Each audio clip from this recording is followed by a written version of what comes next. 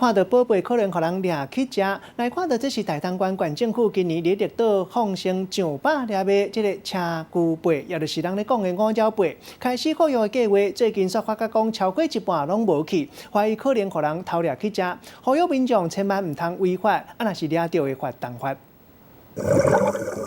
藏入去海底，随着看到大海龟，阁有七彩的珊瑚，四界拢是。镜头一摄，这个海底护育男正看倒看拢是空空，应该啊乖乖伫咧内底捂了背，竟然一粒嘛无剩。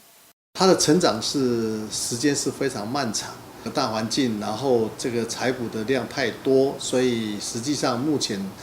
可以看到的也不多了。台东县政府农业处今年甲农委会水试所来合作，建造绿岛保护区甲温泉渔港两个所在，要来复育100粒的五鸟背。结果无到半年，煞有一半以上拢总无去，互研究的团队真烦恼。独惊的是有人雕刻意来偷摕五鸟背，外壳真鲜艳，王讲是海中的玫瑰，背中之王，属于保育类的生物，生长的速度是真慢，一年敢若会当大1公分，上重会当来到数百公斤，外壳的长度有1公尺。如今发生有偷猎的情形，互县政府特别注意。非常漂亮，所以我们希望只是看、观赏，而不要去触摸，不要再采取。早到一个103年，绿岛地区就有注文禁止来猎五鸟背，要往生态复育基地来进行。目前已经协调唱水员来咧巡逻，一旦若查到，上重会当罚15万。希望这个贼仔家己会当有自觉。